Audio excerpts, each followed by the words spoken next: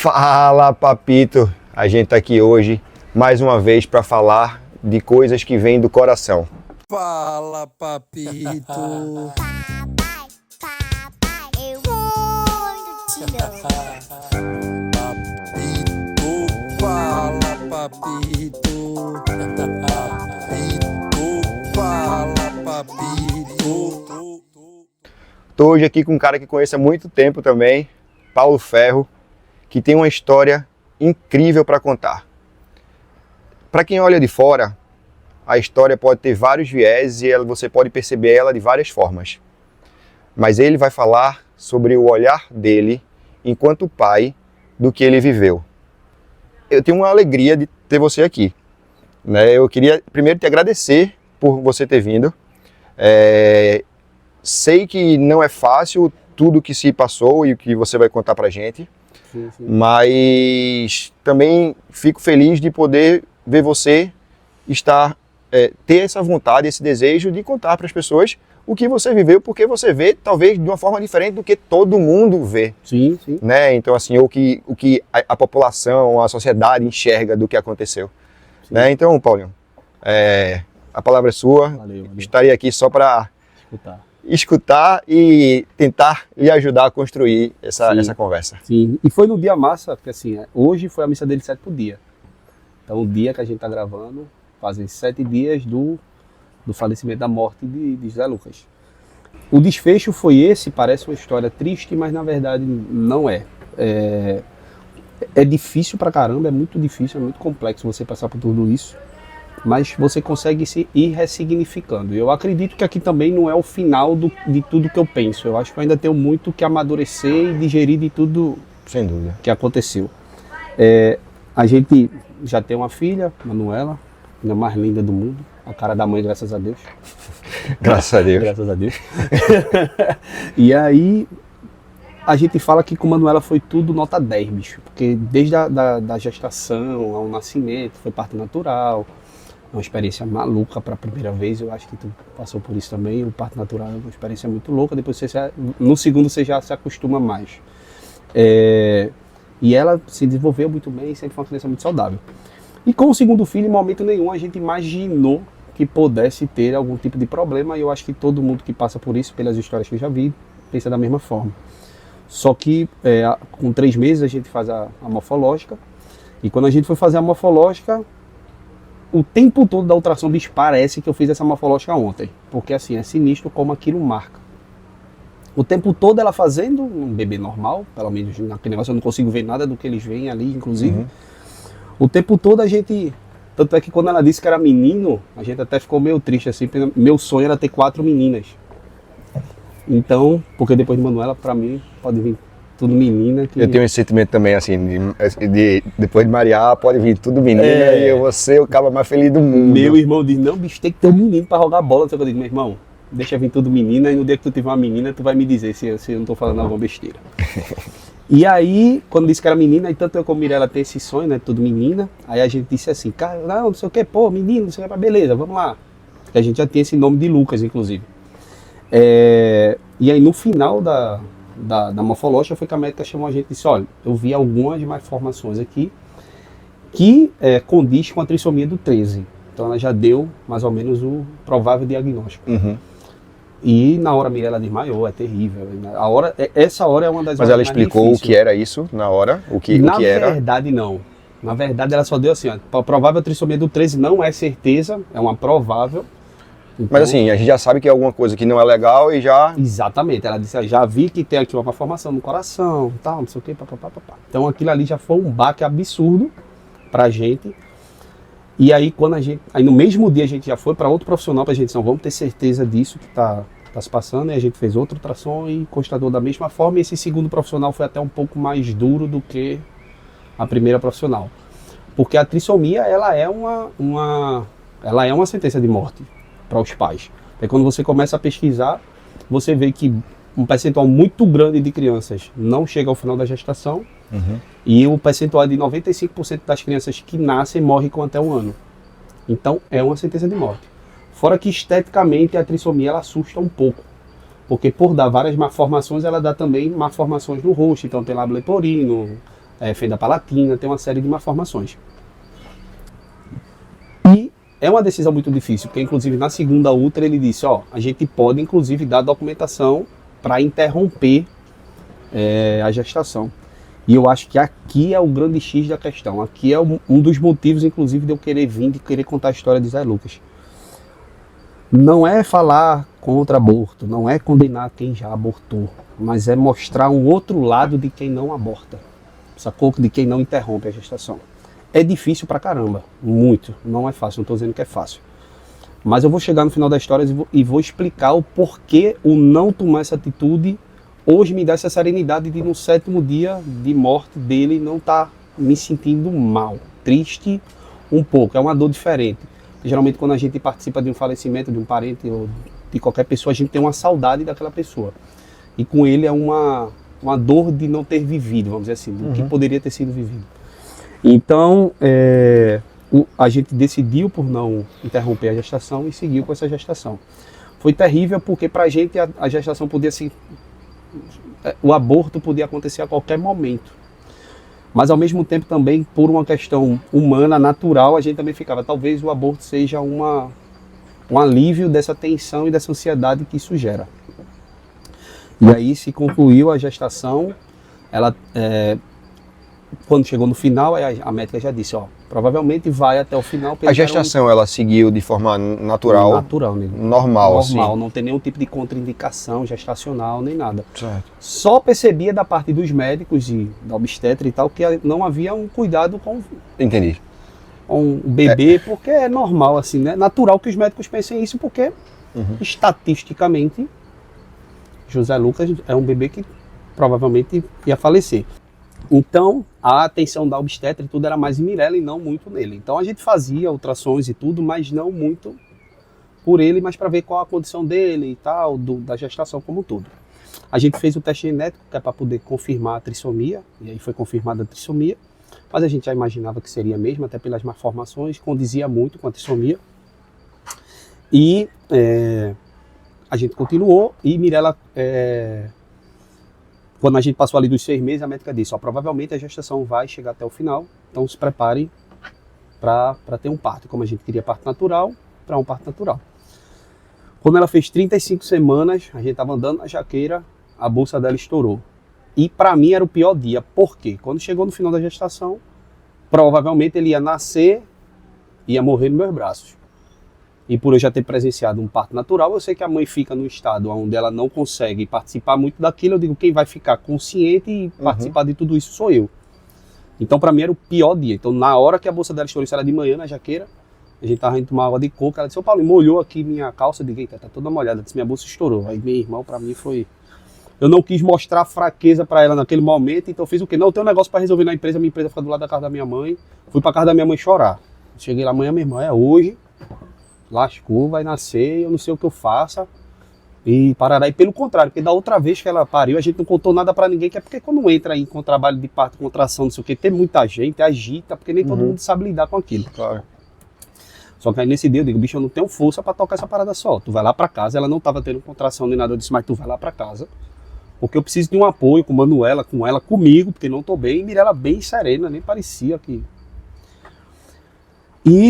Mas aí eu sempre com esse sentimento fatalista de que ia nascer e ia morrer. Resumo, contrariando toda essa parte médica, o Lucas nasceu e nasceu bem. É como se você estivesse preparado para que ao nascer ele fosse nos meus morrer braços. no braço e você estava até Preparado pensando como pra aquilo seria, como você reagiria àquilo. Exatamente. Com certeza para mim não seria legal, mas eu estava muito preocupado de como ia ser minha reação, sabe, Deco? Eu estava muito preocupado de como seria o meu filho morrer nos meus braços, que acabou morrendo, mas não foi tão fatalista como eu tinha imaginado. E também, eu me lembro que a obstetra, em um dos ultrassons, disse que ele não tinha um negócio no cérebro, no final do cérebro, que seria o responsável pela respiração. Ele tinha isso muito atrofiado. E provavelmente ele não ia conseguir respirar. Então pensei o quê? Tirou, cortou o cordão umbilical, ele não vai conseguir respirar, vai morrer. Isso era meu pensamento, tá? Até porque muitos casos de trissomia, quando você pesquisa, é mais ou menos assim que acontece. E também eu tinha muito medo da malformação da face. Sei que parece futilidade, mas eu tinha medo, porque eu digo, pô, eu tenho medo de não reconhecê-lo Sim. como meu filho, sacou? Tipo, ter que pegar e tipo, não reconhecer, porque quer queira que não, a gente quer um bebê perfeito. Resumo, o parto foi uma bênção, meu irmão. Mirella quase paria dentro do elevador do português, velho. Tipo, não teve dor. Ela começou com contração, com 1 hora mais ou menos de contração mais forte. Ela chegou no português, entrou na sala de triagem, quando a médica chegou, disse, corre pro quarto, quase que nascia no elevador. Só deu tempo de jogar aquele, eu não sei o nome não, aquele pinico de Paris, como é que a minha senta em cima daquele, como é o nome daquilo ali, eu não sei não. Também sei não. É um pinico tem específico pra mulher sentar em cima, ela sentou ali, bicho, na contração que ela teve, Zé Lucas nasceu, pouquíssima dor, não teve um trabalho de parto difícil, também ele era prematuro, nasceu menor, nasceu com 44 centímetros e 2 quilos, para o tempo gestacional bem. Ok. E nasceu bem, bicho, nasceu perfeito, esteticamente perfeito, e com sinais vitais normais, o que impressionou todo mundo, por quê? Ao nascer, todos que estavam na sala, obstetra, doula, esperaram a morte. Todo mundo tinha uma expectativa e veio um bebê normal. outro. Tanto outra é que a coisa. gente, pela religião, já foi pegar água benta, batiza logo, tarará, porque o medo era morrer logo após o nascimento. Então, nasceu normal. E foi para UTI só porque ele era muito prematuro, não conseguia se alimentar, então foi para UTI para passar uma sonda e também ele tinha uma dificuldadezinha respiratória. Só que ali ainda tinha muito do que vinha da barriga da mãe. Então a mãe é que fazia a função renal, a mãe é que fazia a função de respirar, tudo isso. E ele também nasceu com o folocele, que o folocele é um pedacinho do intestino para fora. Só que um folocele geralmente não dá problema nenhum. O bebê consegue se alimentar normal e vai crescendo, com o tempo ele vai e opera aquilo ali, é tranquilo.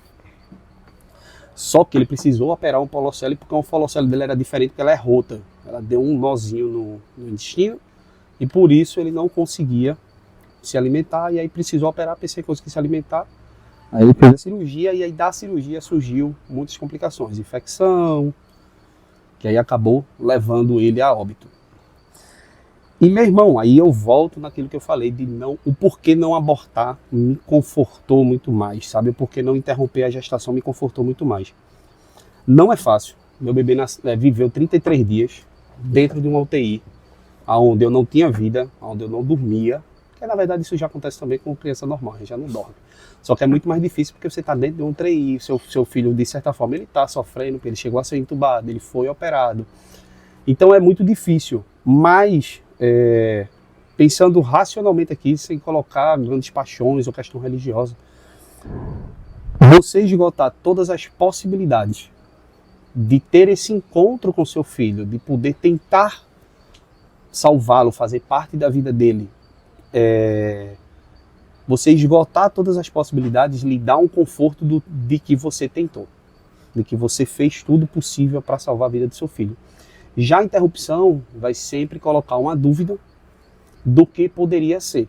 Então hoje, inclusive, não me arrependo de nada do que foi feito, até porque as coisas que acontecem, quando a gente partiu para que ele vai nascer, a gente contratou uma médica paliativista, que é uma médica que não ia fazer nenhum tipo de intervenção nele. Só que ele nasceu no dia do aniversário dessa médica, ela estava em Tamandaré.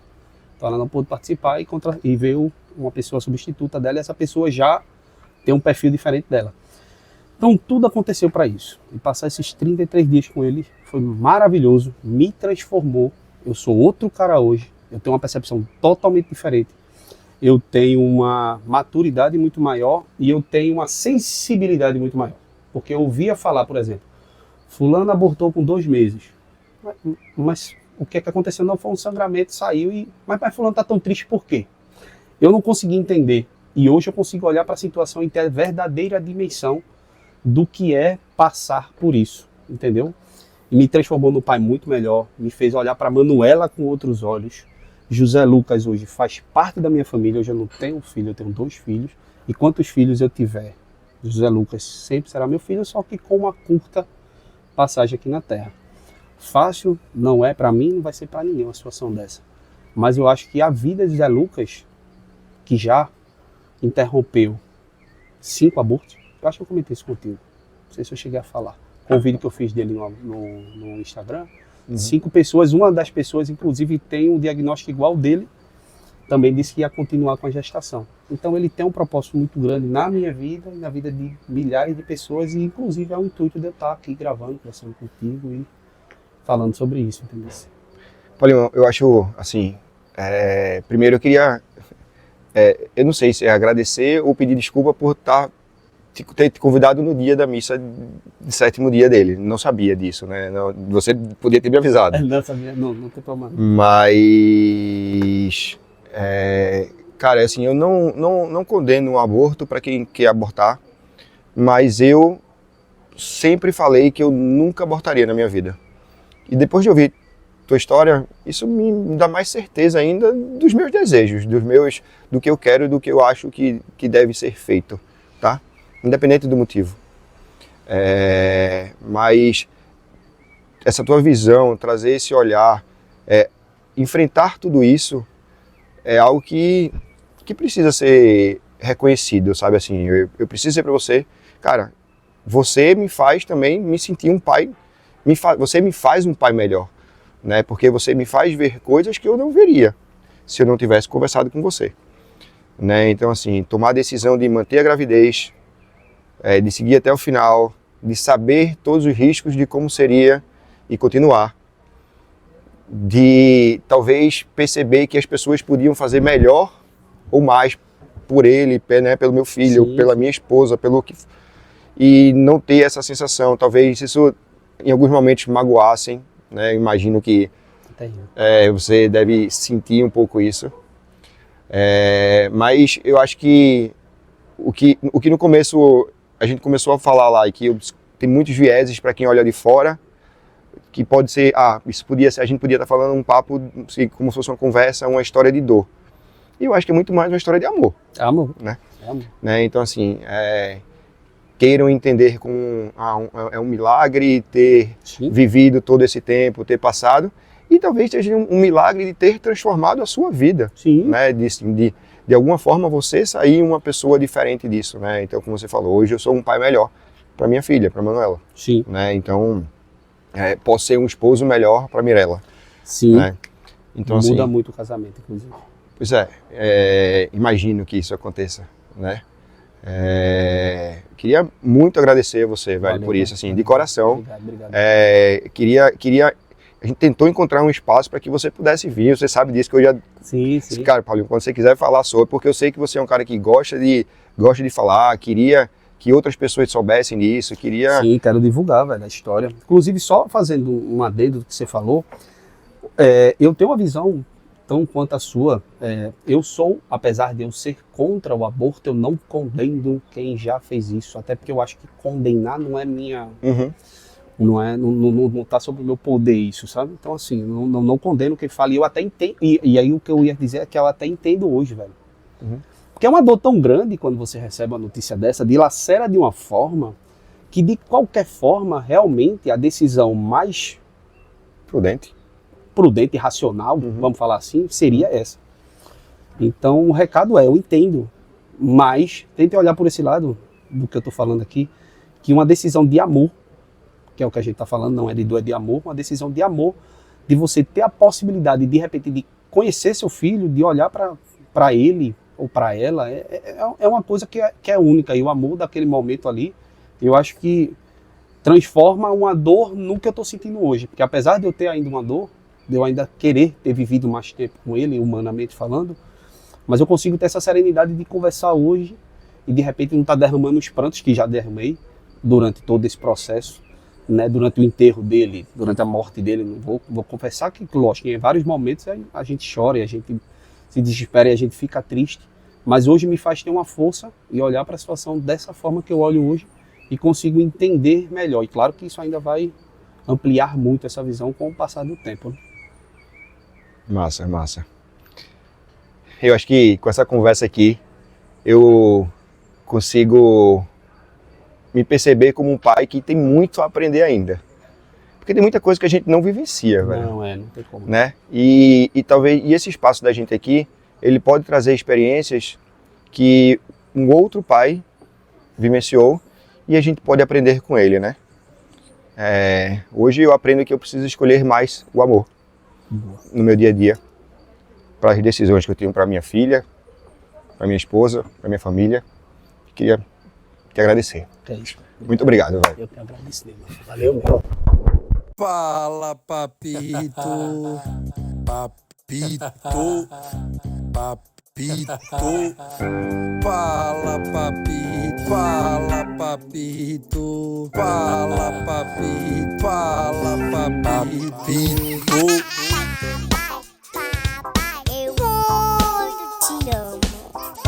Papito, fala, papito. Eu muito te amo.